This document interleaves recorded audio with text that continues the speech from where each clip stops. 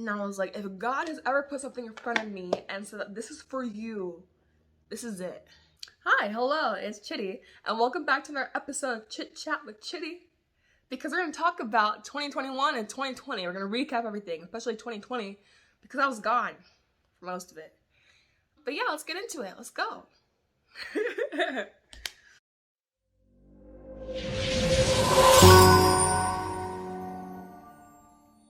So in 2020, I finally started my YouTube channel. That's awesome because I was wanting to start YouTube, but I was always like too afraid to who's gonna watch it? What if people from school find out?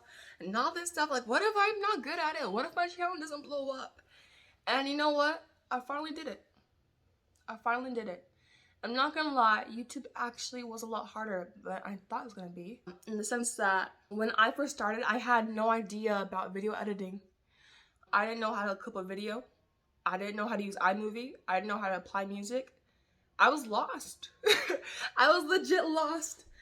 But I tried, and I had support from people who were like, you know what? It's your first video. It's okay. Just push it out into the world. You're gonna get better. And so I finally started pushing stuff out. The hardest part about YouTube was the fact that there's a lot of comparison going on. You know, they say that comparison is a thief of joy. And it truly is, because one thing is that there are communities in YouTube, which you might not see as a viewer, but their communities based on niches.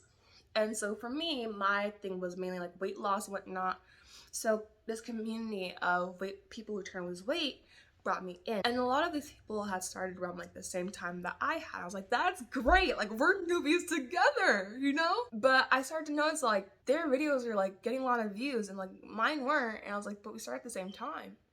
And partially you realize that, you know, it really depends on how many videos you're pushing out. For me, I like quality over quantity. So the quality of my video matters more than how many videos I could push out per week. But for some other people, it was different, but it was working for them. They were getting a lot of subscribers. I'm here like with 20 something views and I'm like, half of those views are me, you know? So it was really discouraging. But also another thing that plays into discouragement is YouTube analytics, which I don't know if you know about, because as a YouTube creator, you have this thing called YouTube Studio where you can go in and see what kind of views you're getting when people click on and off, or impressions of your thumbnails, where YouTube pushes out your thumbnail videos out to people, and then you can see how many people actually click onto your videos or not.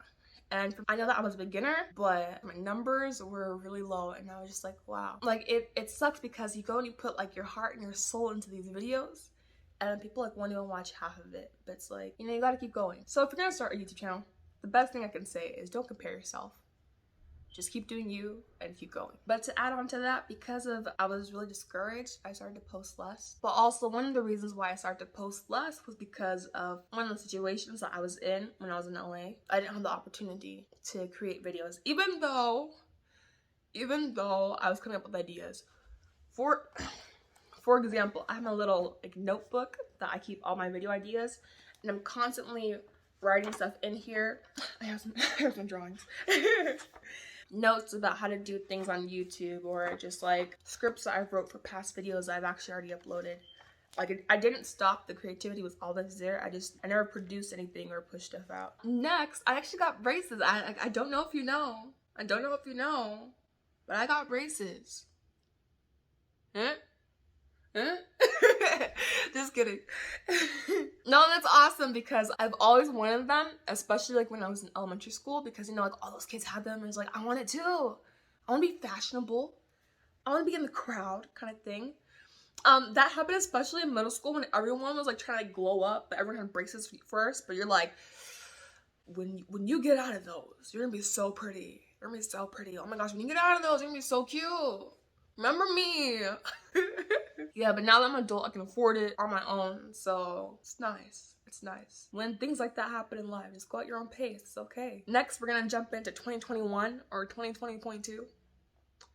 2021. Now, let me say that with 2021, I have a love-hate relationship with this year.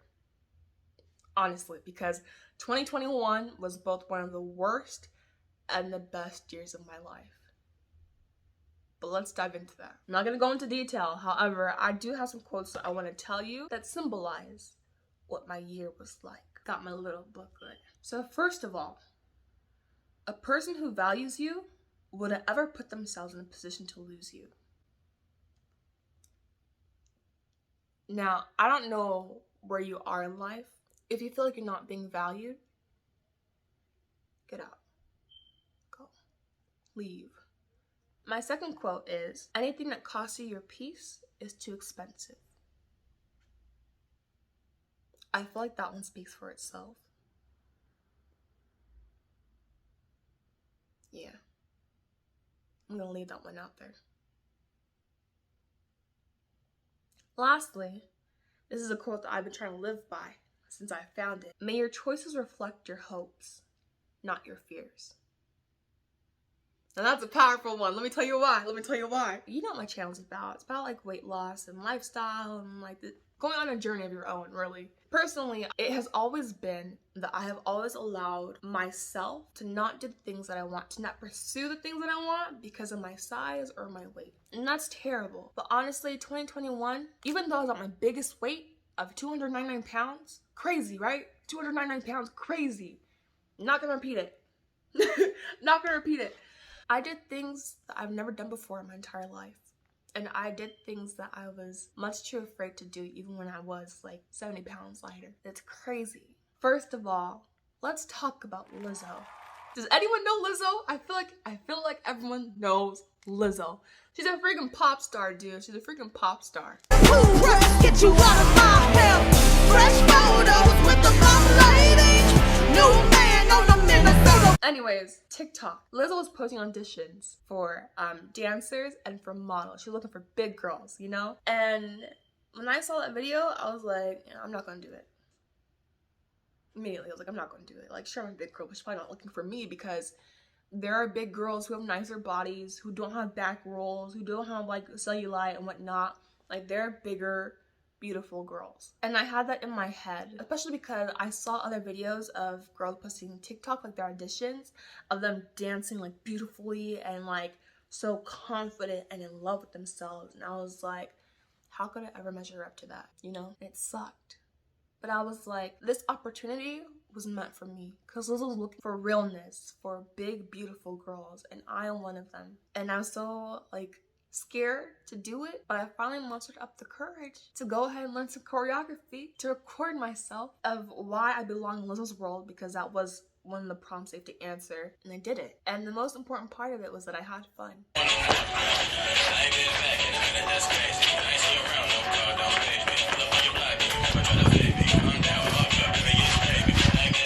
Sure, my dancing may not have looked like someone else's. I may not have worn a ton of makeup. I may not have like done my hair, not like hair, but like I may not have been like done like baba boom and whatnot, trying to like prove myself. But I did what I did with what I could, and I'm so proud of myself for doing it. Now, if you're wondering what the response was after I submitted everything, because let me tell you something. I actually submitted it late. I know, it's terrible. I submitted it late. I misread the due date.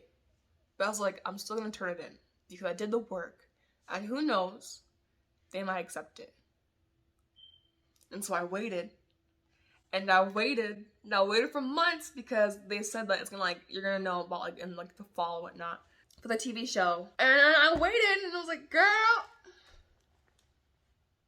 you know what? I didn't get it. And that's okay. Because I at least tried.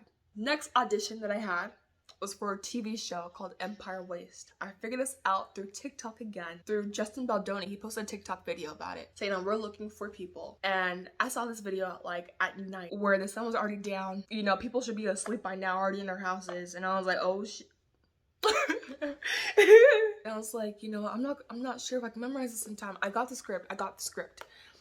And this thing was 3 pages long.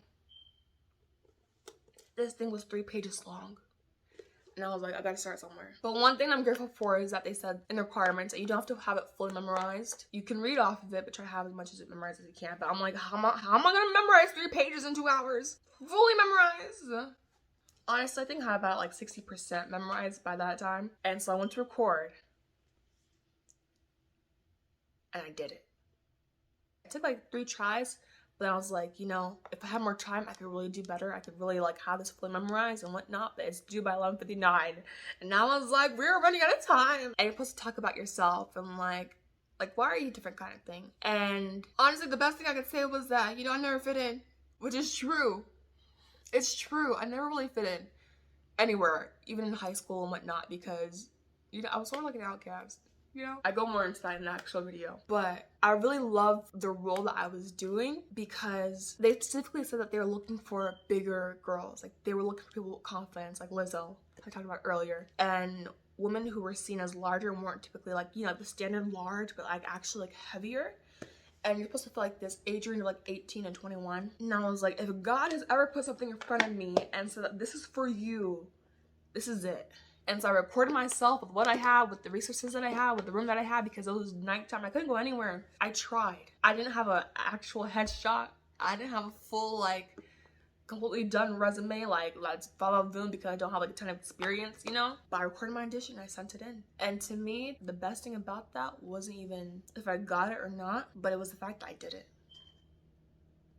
And so months later, I was waiting to see if I got it or not. I didn't get it. You're probably like, Chidi, like, why are you smiling? But again, I did something that I was too afraid to do before. I did something that I have never done before in my life. And I didn't let my weight or my size hold me back. Even though like the roles were for bigger size girls, I was still afraid to do it because I still didn't think that I was good enough, you know? But I'm glad that I overcame that. And honestly, the fact that I've done those things makes me hopeful and like reassures me that I can do stuff, audition for more stuff despite my size, you know? Like, that's not gonna hold me back anymore, because not only did it hold me back from like auditions, whatnot, but it also held me back from like dating and going outside just regularly, or, you know, eating in public. Like, those things are kind of scary. And something that I did as well around my highest weight in 2021 was I posted on Instagram. Like, you don't understand how big of a deal that is, because the last time that I posted on Instagram before this last time was like a year ago, and I was like 70 pounds lighter, and 30 pounds lighter, and I was like, yo, I have all these people from school who are on my Instagram, and they haven't seen me since, you know, I like got a little bit bigger, but I did it. It's my first real full body picture, and I loved it. And I'm really proud of myself for doing it. But I did it, and you know what? I feel like I can keep doing it even more, you know?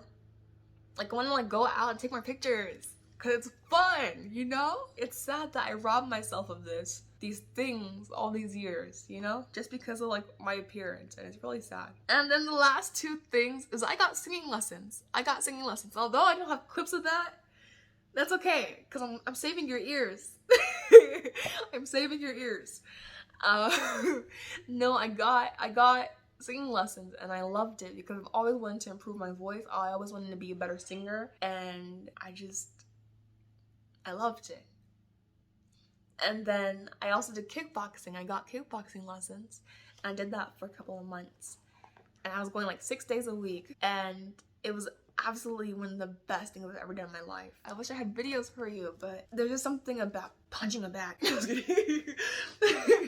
There's just something about, you know, like learning this technique, and like if you're ever frustrated, you can literally just go and punch something, you know? If you're mad, go punch something. Yeah, overall 2021 was a good year to me. I did a lot of things that I've never done before, and I love them a lot, and it helped me prove to myself that I could do things no matter what I look like. So I'm pretty sure there are more things that I did, but those are the most important things.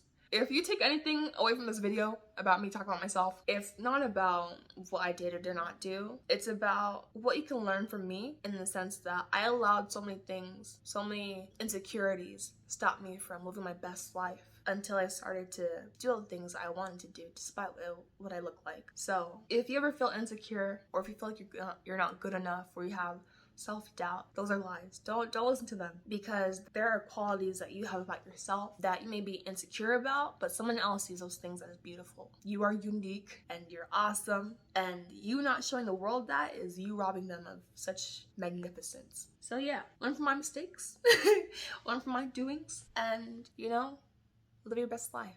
And I hope that 2022 is a better year for the both of us. All right. I'll see you next time. Bye.